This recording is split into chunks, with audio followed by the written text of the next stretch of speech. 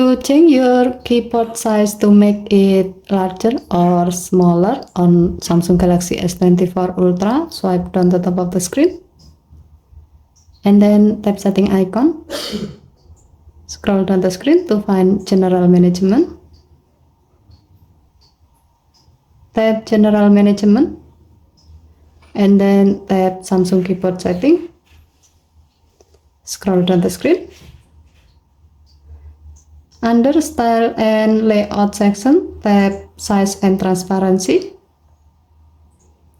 To adjust the keyboard size, drag the handle on the side of the keyboard until you find the right size for you.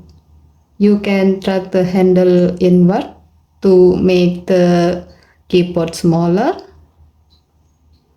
or you can drag the handle outward to make the keyboard larger. Okay, thank you for watching. Please help to like and subscribe. Have a nice day.